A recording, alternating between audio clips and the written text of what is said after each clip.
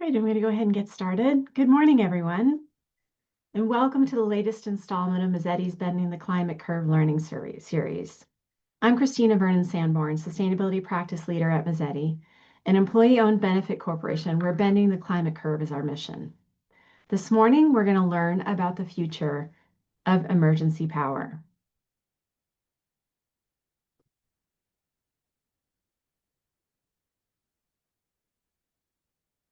When Klickitat Valley Health set up to upgrade its electrical infrastructure, hydrogen wasn't really part of the plan until grant funding led them down an unexpected path. What started as a practical need turned into a pioneering clean energy project, making Klickitat Valley Health the first hospital in the world to install a Toyota Kohler stationary hydrogen fuel cell. Jonathan Lewis will share the twists and turns of navigating permitting challenges, supply chain hurdles, NFPA 55 compliance, and the realities of integrating hydrogen into healthcare. This session will explore lessons learned, unexpected benefits, and what it takes to be on the cutting edge, whether you plan to be or not. Joining us today are Jonathan Lewis and Eric Sweet. Jonathan is the Director of Support Services at Klickitat Valley Health, a rural hospital in Goldendale, Washington. With a background in electrical contracting and renewable energy, Jonathan has led numerous innovative projects, including the development of a 1 megawatt solar microgrid, 1 megawatt microgrid, and a cutting-edge hydrogen fuel cell installation at Klickitat Valley Health.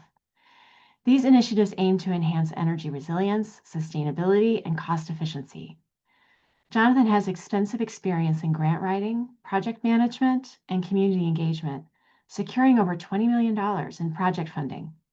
In addition to his role at KVH, Jonathan actively participates in the Washington State Society for Healthcare Engineering and contributes to the advancement of sustainable energy solutions in healthcare. Eric Sweet is a principal and senior electrical engineer at Mazzetti, a national employee-owned benefit corporation providing mechanical, electrical, and plumbing engineering and engineering adjacent services like sustainability consulting to predominantly healthcare clients. Eric has 25 years of experience in project management and electrical engineering in various projects, predominantly new and remodeled civic, healthcare, mission-critical, commercial, and aviation facilities. His technical expertise includes design and commissioning of electrical systems, normal and emergency power distribution, lighting, medium voltage systems, and construction administration. A LEED accredited professional, Eric's experience performing load studies and peer reviews has furthered his design of alternative energy solutions to assist owners with obtaining their sustainability goals. We're glad to have you both with us. Today, we're going to explore these 4 learning objectives that you can see on the screen. I won't read them to you, but in short, we're really going to be talking about how hydrogen fuel cells work, understanding some of the regulatory and technical challenges that are associated with installing hydrogen storage on a healthcare campus, looking at those storage solutions and what the future of that might be, and learn from a real-world implementation of cutting-edge technology. What's it like to be first? Analyze this case study and lessons learned from the deployment of advanced hydrogen technology. Now, today's session, a bit of housekeeping. Today's event qualifies for 1 AIA Health, Safety, and Welfare CEU. If you didn't provide your AIA number when registering, please send it to info@mazzetti.com. We will hold questions until after today's speakers have made their presentations, but you're encouraged to ask your questions whenever they occur to you at any time during the presentation during the Q&A function of the webinar. Today's session is being recorded, and the slides and a link to the recording will be shared with today's attendees. With that, I'm going to turn it over to Eric to get us started. Eric? All right. Thank you, Christina.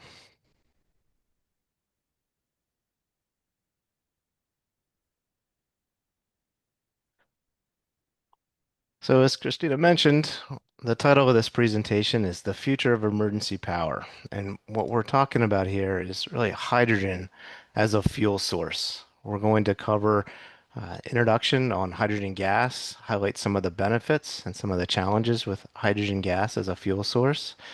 I'll give an introduction to hydrogen fuel cells, give an overview of that technology.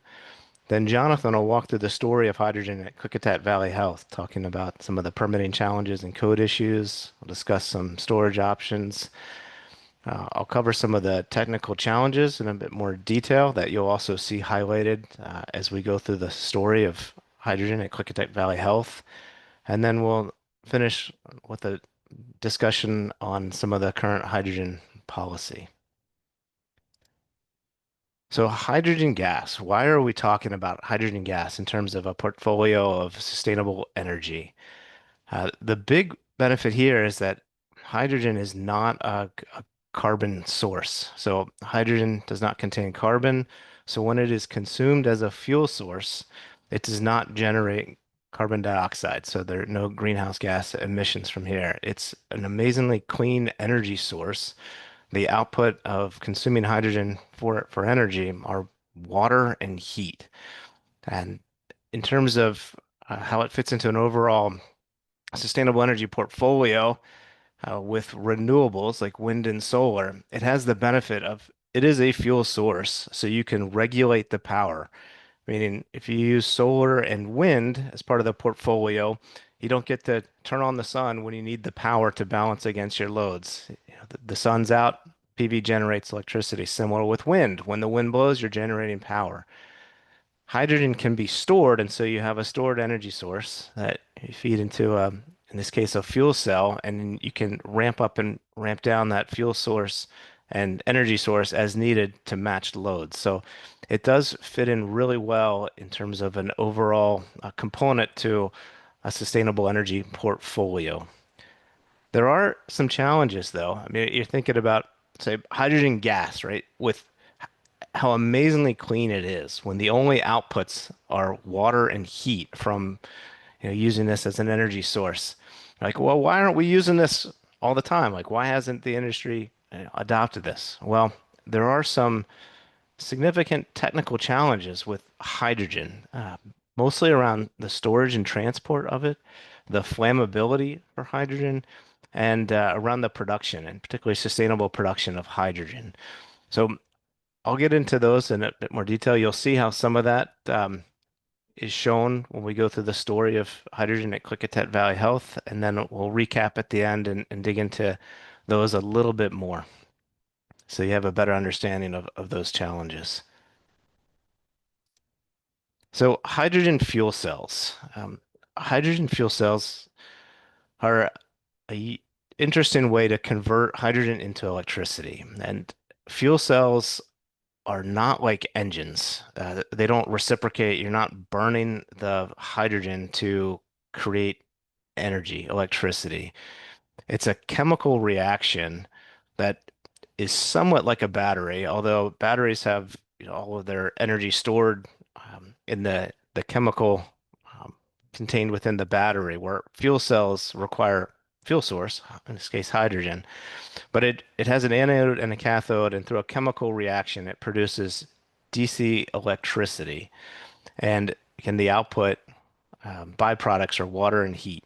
So hydrogen goes in through this chemical process. You create DC electricity, create water, and some heat. And within this overall container, the upper right is a picture of the hydrogen fuel cell kind of container, the package unit. The two, I don't know, engine-looking components on the left are the actual fuel cells that convert hydrogen to electricity. And then the components on the right are some batteries and an inverter. And you take the DC power, convert it to AC through the inverter, producing 40-volt AC output. The reason for the batteries within the hydrogen fuel cell is to help buffer step loads. So again, the advantage of fuel cell technology with a fuel source is that it can ramp up and ramp down and follow that load. Well, when you start a new load or add load, there's steps in that, and the system needs to be able to respond to those transients. And so the batteries help buffer the system. So if there's a step load, the batteries will absorb that, the fuel cells ramp up, and then it continues on. So with this kind of overview here, showing the block diagram and what's in the container, and you'll see plenty of pictures of this container in Jonathan's story of this fuel cell installation at Klickitat Valley Health. So I'll now turn it over to him to talk about, his experience with hydrogen at Klickitat Valley Health. Awesome. Thank you, Eric. Well, just start with some of my background. I was an IBEW electrician who got really interested in solar technology in the 90s, started a solar business in 2003, went on through the Obama funds era to get a number of government size projects. This was a 120 kW solar array at Pacific Northwest National Laboratory with some of the first commercial EV charging stations there out front. Really fun project. Next. And then as part of that work, I got involved with a nonprofit that did hospital battery microgrid systems in various parts of Africa. This was in Burundi, a fairly large hospital there that we did battery and solar microgrid. So that was the background. I was living in a very small town of Goldendale. Next slide. And with the solar work, there wasn't that much of it going on in Goldendale. So I was traveling all around the Northwest and Africa. So a job came up at our local hospital. And I was of an age where I was ready to settle down a bit and kind of get off the solar coaster, which I'm really glad not to be on right now after a couple weeks ago. Um, Klickitat Valley Health serves a community of 3 to 10,000 people, very small, sleepy little hospital. Next.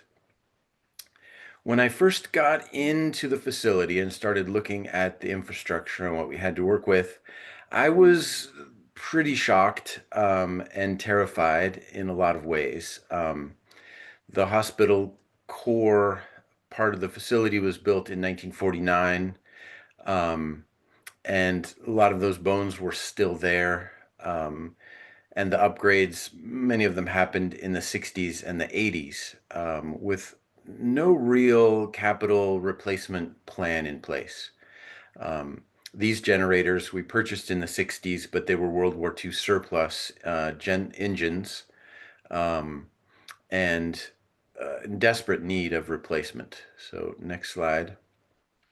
Our electrical infrastructure also was from the 60s. We had a major arc fault disconnect between what was available from the utility and what the switchgear could handle. We were kind of put on notice that it needed to be replaced by our local building official. Next slide. Our transfer switches were failing on the daily, or at least monthly, when we would do our generator checks. This is extension cords running out to a temporary generator to keep us running for another day. Next slide. And the transformer that supplied the hospital was in really bad shape. It was a 480 volt or 240 volt delta system, basically 3 pole mount transformers inside of a big green box. Next slide. The linemen that came out to replace it were, the age of my kids, and they were just laughing that they'd never seen anything like this. It was very like old school. Next slide. You can see 3 pole mount transformers, no seismic, no bolts to the concrete, nothing. It was just sitting there ready to cause us hurt. Next slide. When they pulled out the high voltage feed to those transformers, they were ready to go. The insulation was just about torn, so got that one just in time. Next slide. Here you can see a picture in our local newspaper from 1949 talking about this high-tech energy plant at the hospital. There's our little Kohler generator, the main service, big square D disconnect, and square D breakers. Next slide. That service was feeding the hospital. It had become a sub panel, but it was still, those breakers were feeding my office, the acute care wing, up until just a few months ago. Next slide. And this is one of those good old breakers that served us for 75 years. Next slide. So in taking all of that in, kind of assessing where we were at, realizing we didn't have any plan or way to replace all of that, I dug into some of the grant writing and ways to come up with money that I had learned from my solar days, helping clients come up with money to do various municipal projects.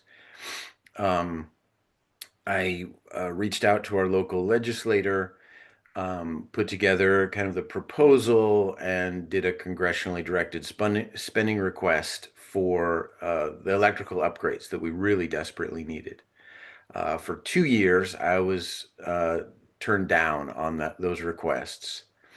And our local utility had a lobbyist that worked for them. And he also was the lobbyist for the Washington Green Hydrogen Alliance. Next slide.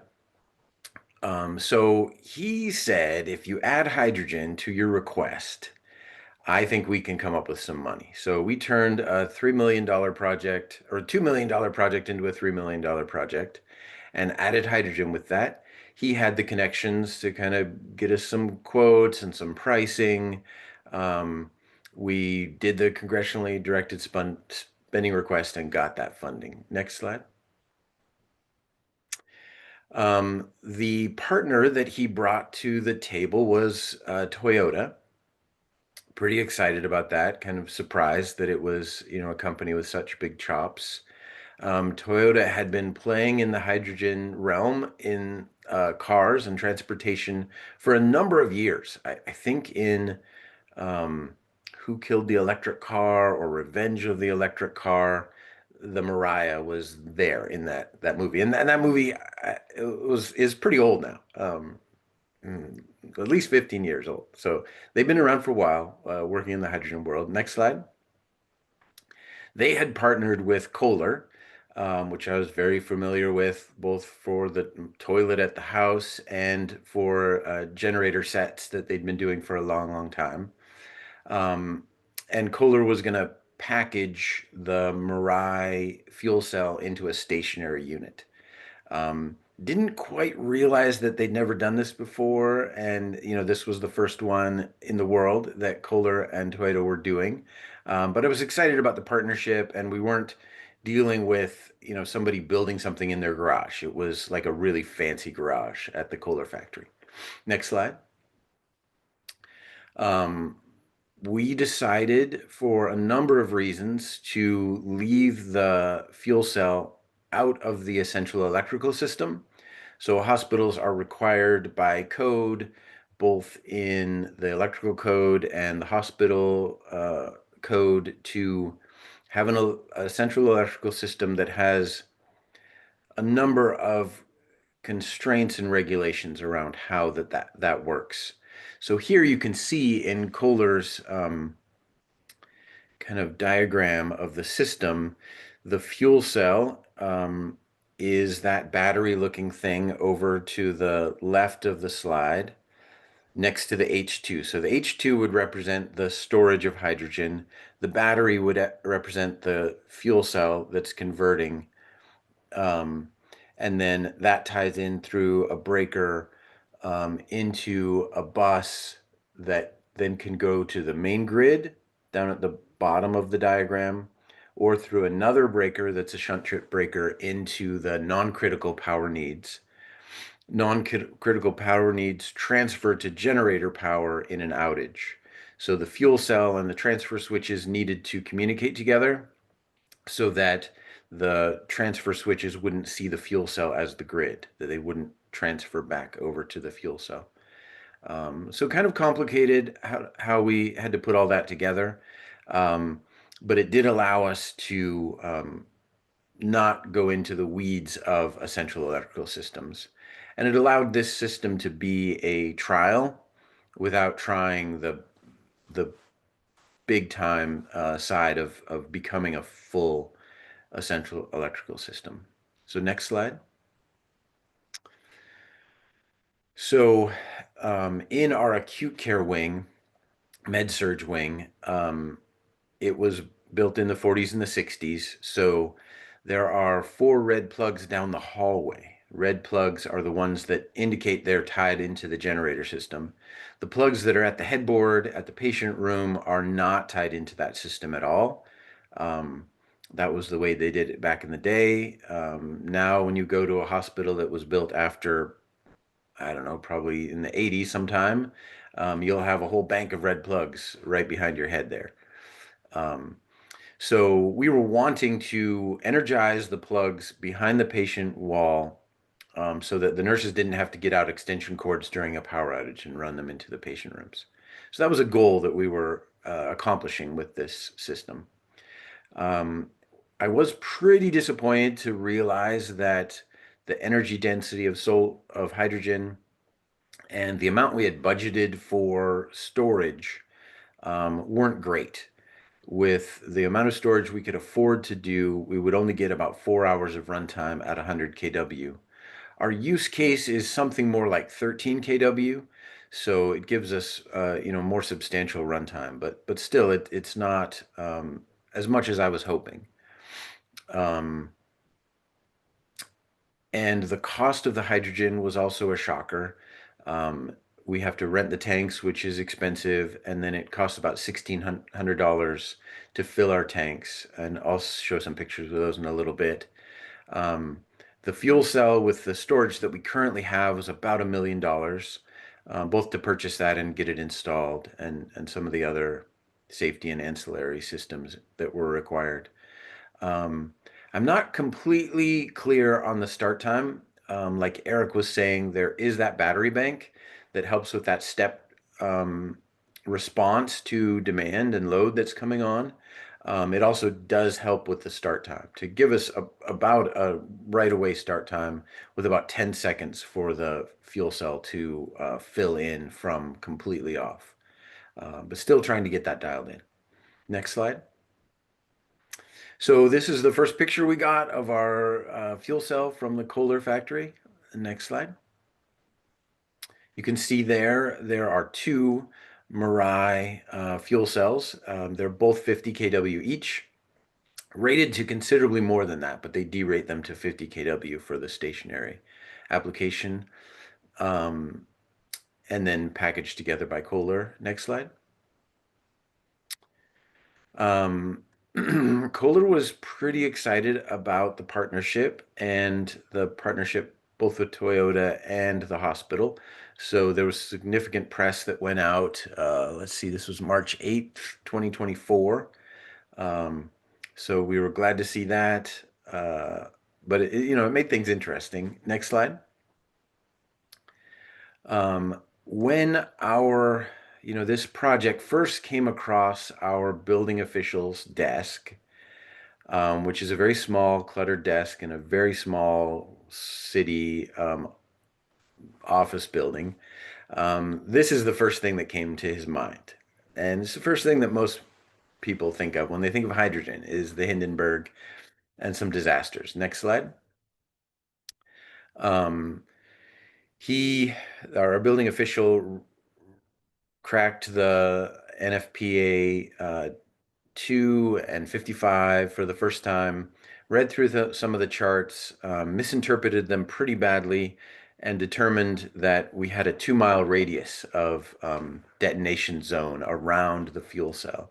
He let the fire department know about that, and it's all volunteer fire department. So pretty soon, the whole town knew that we were creating a bomb at our local hospital. Another challenge is getting the hydrogen to our facility. We truck oxygen into our oxygen tank farm, and the same companies do hydrogen, but they're not delivering on the daily to the Goldendale area by any means. It's very expensive. And the hydrogen available from these sources is not considered green hydrogen. It's a byproduct from the petroleum industry and a pretty dirty process from what I understand. So there's several different colors of hydrogen. I'm not exactly sure where this is, but what we can get right now is not green hydrogen. Next slide. So the code issues that kind of came up with our building official, we were able to walk him through those by partnering with the Center for Hydrogen Safety. excellent institution. They have training programs, certification programs, and are more than willing to help out in cases of overreaction by local building officials. So they did a webinar with us, walked the building official through the charts and the different parts. But we still had some things, and we had kind of at this time, I was also realizing that our contractor, who was, turnkey providing this system, engineering the whole 9 yards, didn't really have his engineering firm on board with the project. They had basically told them hydrogen was outside of their wheelhouse. So our contractor, myself, Kohler, we were kind of trying to make this up as we went along. And at this point, it was becoming a problem. We were realizing we had some things we really needed to deal with and hadn't figured out yet. Some of those were the setbacks from air intakes in the building, the congestion, how close we were to parking lots or areas where people might gather, whether our system was indoor or outdoor, big difference in the code, whether your design is containing hydrogen in any sort of way where it can become at levels where it can be dangerous. And then all of the controls that would be necessary to put in place to make the system safe, leak detection, integration with our fire alarm system, whether fire sprinklers would be required, and then egress, an operations plan, life safety plan, training plans, electrical explosion hazards, whether it was going to be Div 1, Class 1, Div 2, whether we had intrinsically safe systems involved, all those things. So very quickly, myself and others learning about NFPA 255, all the codes that touch a little bit on hydrogen and are tied into one another in one way or another. Next slide. So here's where Center for Hydrogen Safety came in, enormously helpful. Next slide.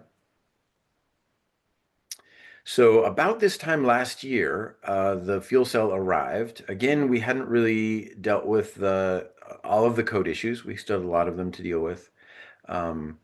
We also, aside from just our building official, hospitals in Washington State are governed by the State Patrol, which has purview over the state fire marshals, and also the Department of Health has a construction review services team that deals with all the codes as well as the FGI.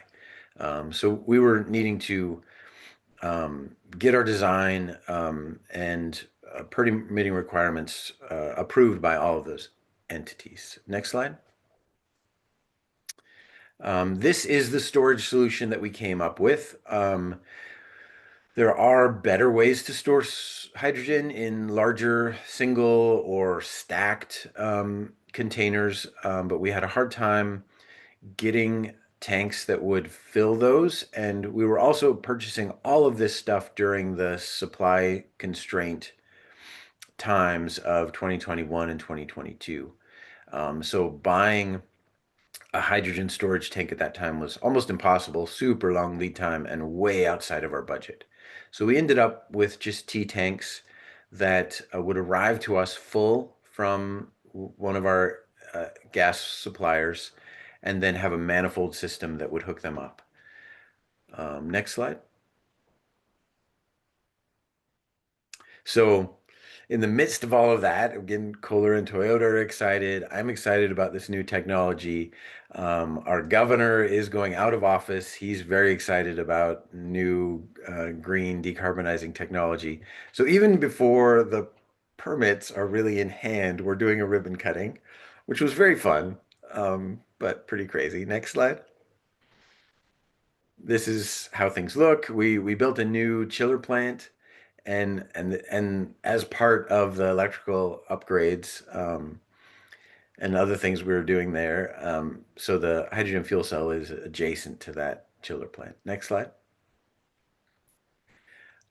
So this is where Mazzetti and Total Hydrogen with Carl Revkin came in to really help us get through these permitting issues.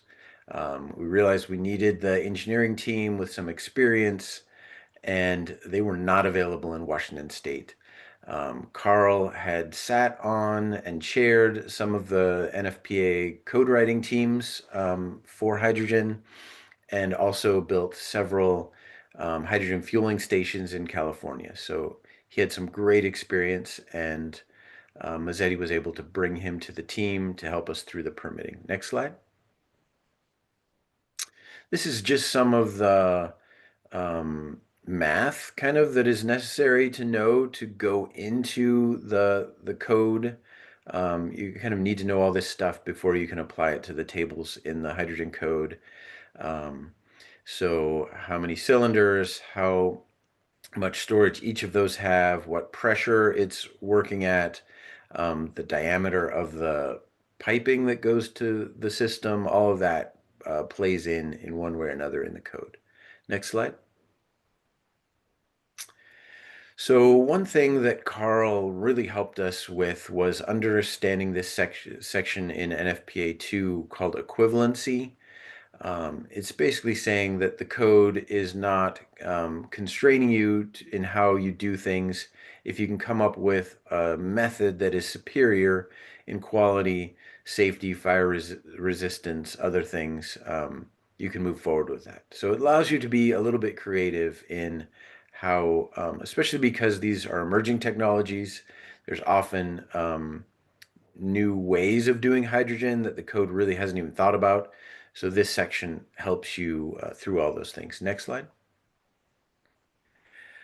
So this was really the conundrum, the storage, really causing us a lot of problems, mainly because of that manifold and the number of connections and how tricky and tiny hydrogen is and how much it wants to leak. So we were able to get this fully permitted. But as Kohler came out, and Kohler's not Kohler anymore, they've rebranded to Relco. I think Kohler is still doing the toilets and other things, and their energy side is now Relco. So Relco came out to commission the system. We turned all these tanks on, checked for leaks every which way, had them certified. And then halfway through the commissioning process, we found that there's a leak inside of that manifold regulator that's right in the middle of things. So that shut down the commissioning process. And next slide. Kind of throughout the permitting, we really started to think about, kind of rethink what we were doing, even in this hydrogen world with such a janky system of storage. And we reached out to a few different people who were developing metal hydride storage solutions. Metal hydride technology is a substrate that absorbs the hydrogen, makes it more metal hydride, and completely inert, and can keep it at low pressures. And then you warm the metal hydride up and it releases the hydrogen again at exactly the rate that the fuel cell needs. So we began pursuing grants and other funding and ways to switch our storage solution. Next slide. So that is pretty much where we're at right now, is getting that regulator fixed, trying to secure, we did get a grant for the metal hydride. We're trying to figure out the investment tax credit, and we need that investment tax credit to make the project whole. So we're trying to figure out what the big beautiful bill has to say about storage solutions for hydrogen. So finalizing that design around the metal hydride, how it will integrate into our existing systems. We'll have to reopen the permits to install that piece, and then hopefully get Relco out again to finish the commissioning.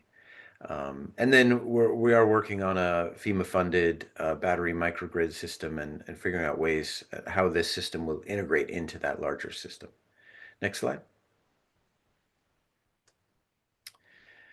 I think I'm going to just leave this hang there, maybe for more of the Q&A, how this might apply to healthcare writ large. Next slide. Okay, now it's you, Eric. All right. So I'll dig into a little bit more of the technical challenges that you heard Jonathan talk about as he described the installation of a hydrogen fuel cell at Klickitat Valley Health. So, storage and transportation of the hydrogen. Hydrogen has a low stored energy density, and somewhat trying to introduce that concept of the stored energy density. So you have the energy density of the chemical, but then you have the storage apparatus around it. And here, this 48 bottle fuel array would store the equivalent electricity of 100 kilowatts for 4 hours. If that, say, was a diesel fuel tank of the same size, it would store substantially more energy, so longer runtime, more electricity. The metal hydride storage is similar. I think it has a better storage density, but it's still large. You saw in the Mhm. picture on Jonathan's slide, it's a trailer on that gets pulled by a truck and set in place. So it's large. So the storage and transportation of hydrogen is definitely a challenge. Another challenge is the lengthy refueling process. And here, looking at the bottled array, once you've consumed the hydrogen, created your electricity, and the bottles are empty, it is a very manual process to, unscrew 48 bottles, physically move them, out of the array back to a truck. Uh, New bottles arrive, they have to be moved into place. Then each one has a connection, and that takes a lot of time, right? Compared to, say, a diesel refueling truck where the truck shows up, hooks up the pump, pumps in diesel fuel, and then you're off and running again. So, some challenges here with stored hydrogen.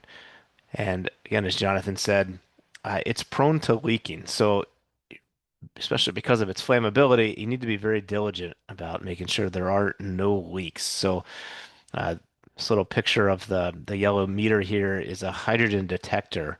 And during the startup, um, all of the connections, once we turn them on, Jonathan wearing full PPE, protective gear, checked each connection. And there's a connection at the bottle, there's a connection at the manifold, and then there's manifold connections where there was a coupler. There's a left and a right manifold, and then that went to the hydrogen fuel cell. So replacing the consumed hydrogen is with bottles a very lengthy process.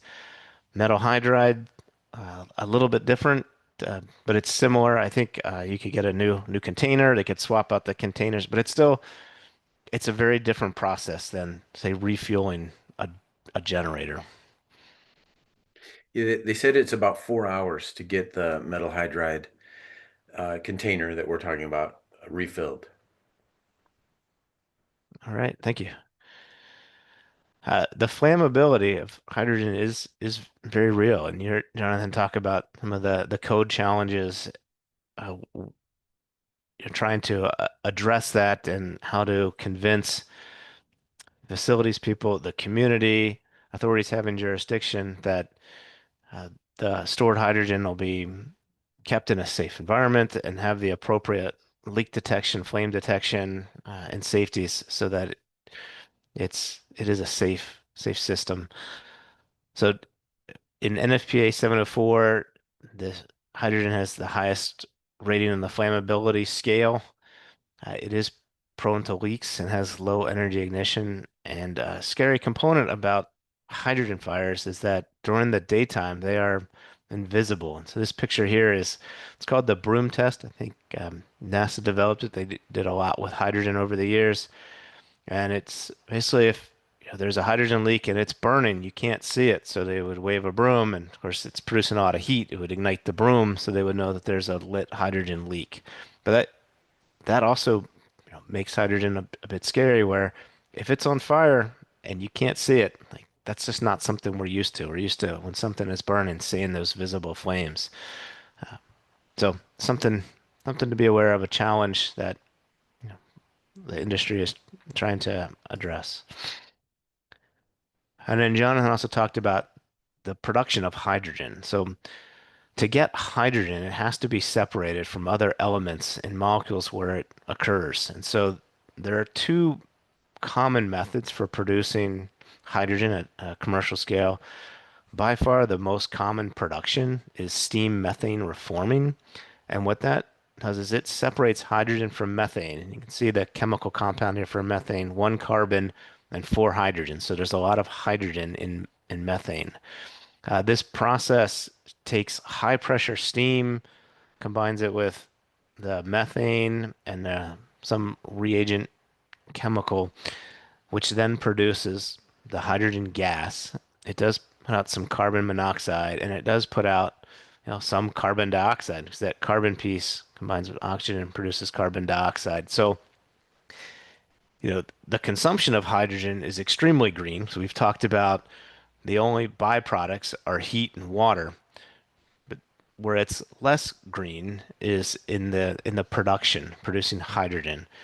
And I know the industry is exploring different methods to produce hydrogen with an attempt to make that a greener and greener process. Another process is electrolysis, where you split water, H2O, by using electricity. The challenge with this process is it's energy intensive. The benefit, though, is it only produces hydrogen and oxygen. So from that standpoint, it's green, but it takes electricity input.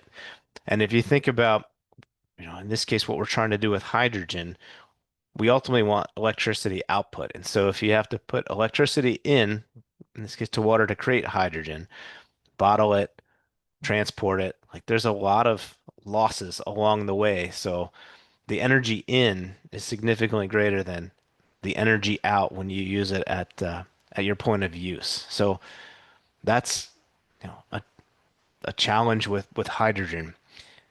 One of the things I'm really excited about though with hydrogen, and I love seeing these pilot projects like Jonathan described at Klickitat Valley Health, is those projects are needed for the industry and professionals to really understand best practices around these new emerging technologies. And even hearing Jonathan talk about, well, they did the bottle storage, and then when you realize that there's a huge number of connections, you have to check each one for leaks. It's like, wow, there's probably a better storage system. And so, oh, metal hydride, let's look into that. And as new things develop, the industry will progress and hopefully make hydrogen kind of more attainable or usable for various installations and expand that use case. So I think there's a lot of future with hydrogen in terms of stored energy and electricity production. So final bit here, we'll talk a little bit about the current state of hydrogen policy. Jonathan, you want to kick this one off? And to unmute yourself. Thank This one is pretty tricky because things are changing so much right now. I think anybody who's in the energy world or healthcare or you. pretty much anything is wondering what's going on. The hydrogen, both the production and the installation of fuel cells was included in the Inflation Reduction Act. So various ways that it would get reimbursed. It looks like the hydrogen production credit has a pretty quick defunding section in the Big Beautiful Bill. It looks like fuel cells are going to be good for a little bit longer.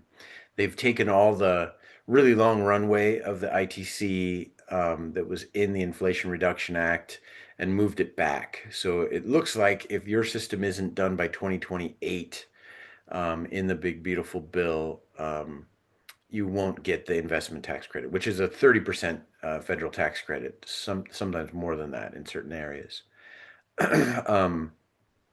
Policy-wise, as far as permitting and some of the NFPA things, I've heard good things about the new code revisions. I haven't seen them yet, but people in the industry seem to be excited about the direction that the code teams are going with hydrogen. Um, so that's really good. There was a lot of progress in moving manufacturing and green hydrogen production to the United States. And I have heard that a big company in Moses Lake in Washington is ceasing what they were doing because of the uncertainty right now. So as far as the industry, it's going to be challenging. The investment tax credit also had a program where they were doing hydrogen hubs throughout the country. I want to say there were four of them. Pacific Northwest Hydrogen Hub is one of them.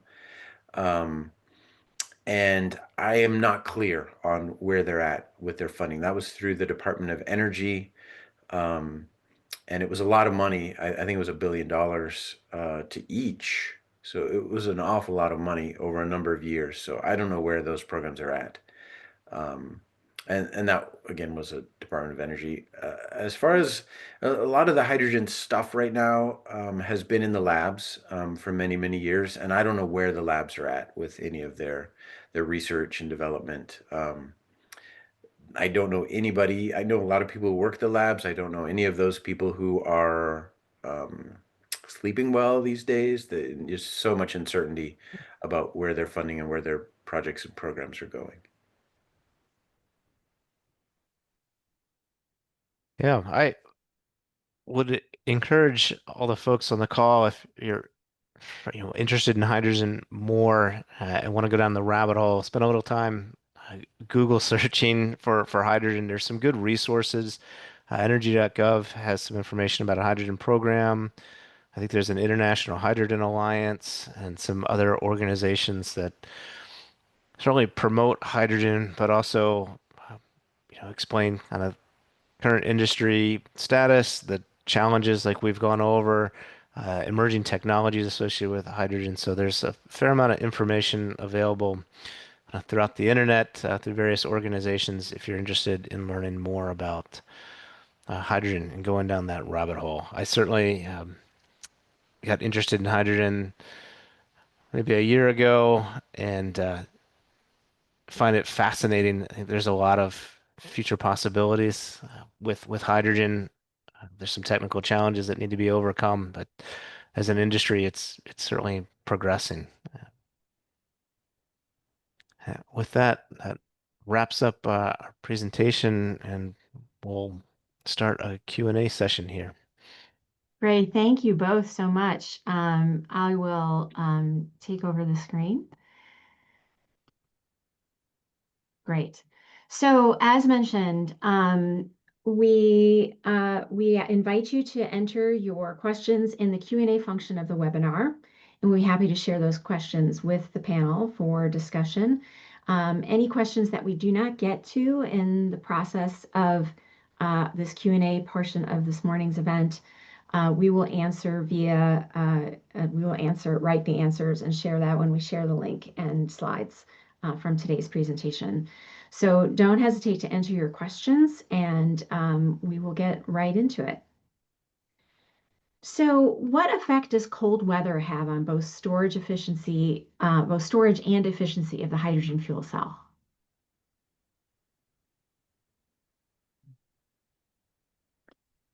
I'm not sure I have an answer to that one. I don't think the temperature affects the conversion of hydrogen at the fuel cell level. In terms of storage, um, I don't know if there's much of an effect. I'm sure there's a certain cold, but I don't think it's anything that our atmosphere can produce that causes issues. Um, are some issues with heat. Um, Above 120, the hydrogen starts expanding, especially with the highly compressed storage solutions, um, and it can cause problems. There's little pressure relief valves at each valve, at each point, everywhere in the tank.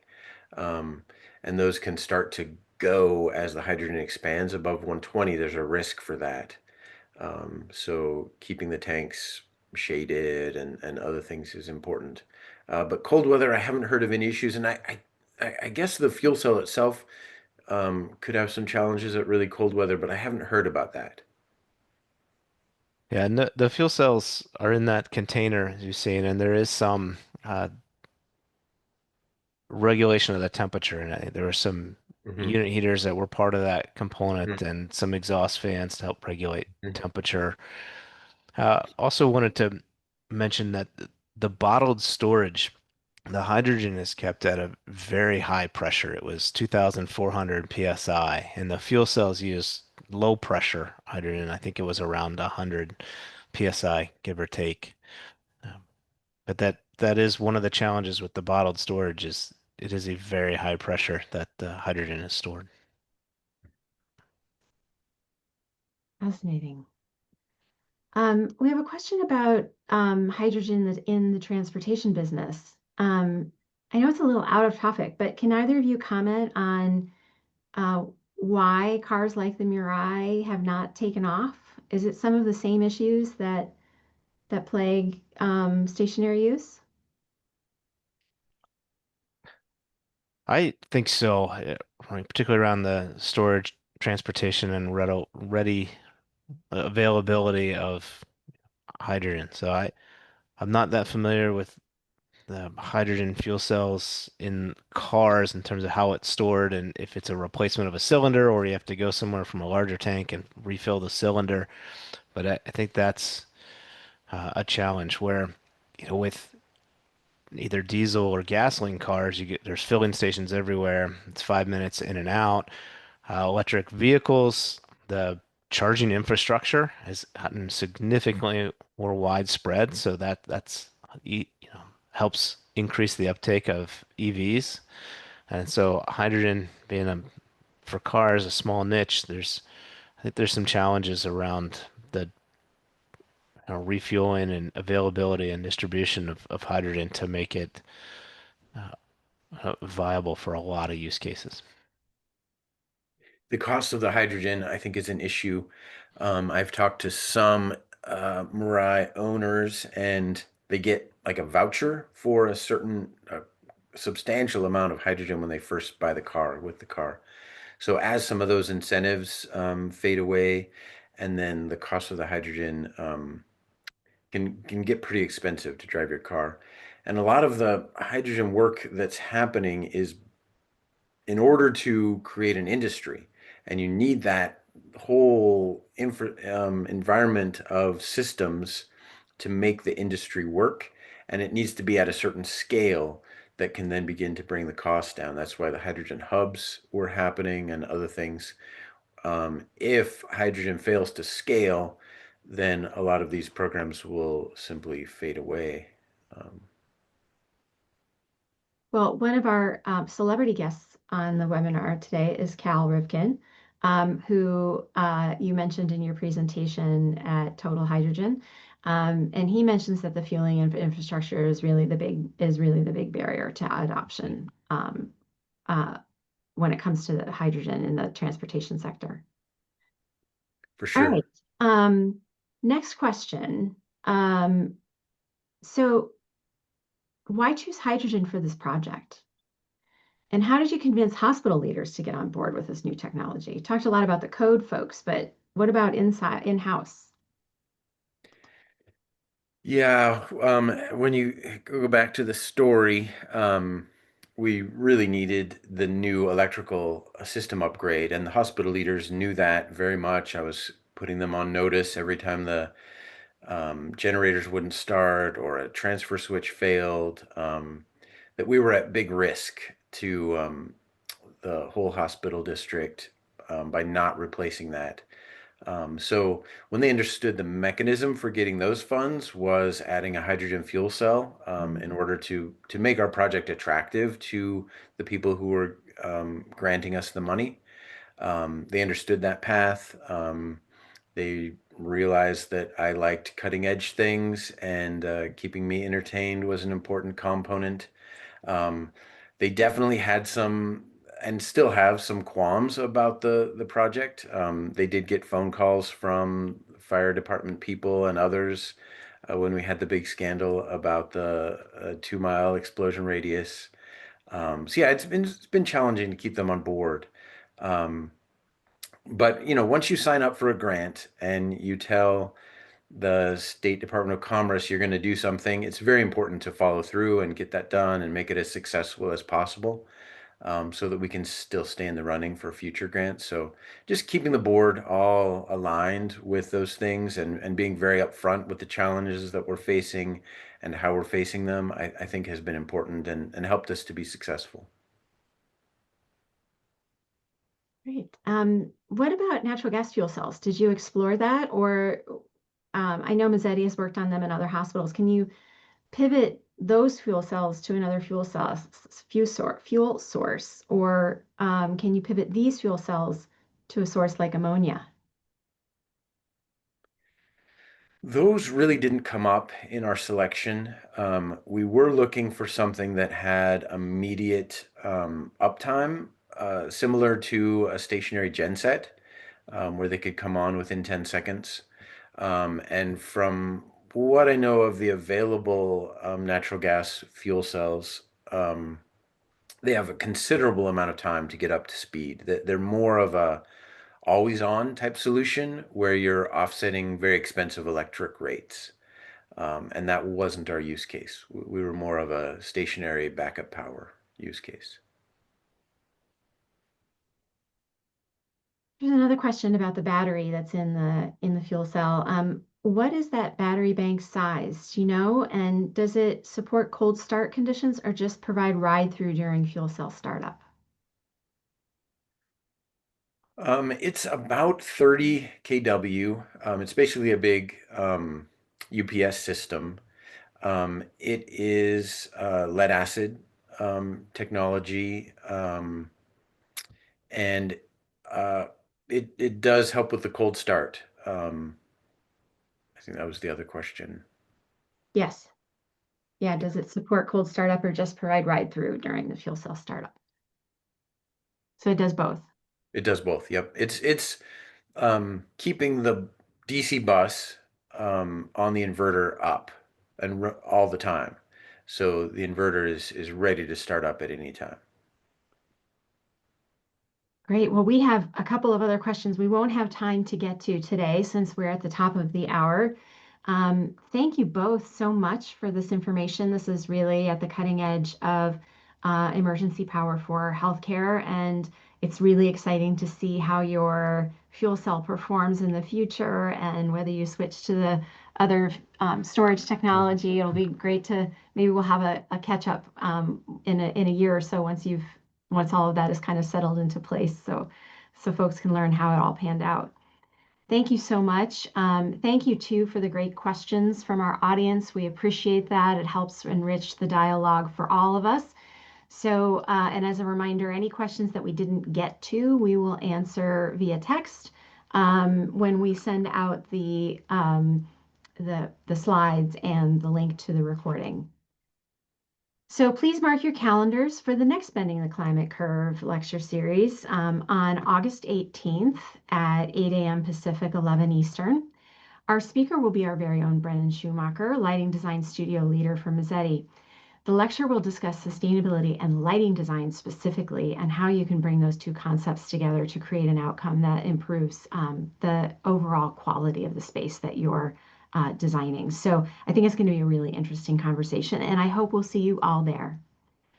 With that, thank you very much and have a wonderful day. Thank you.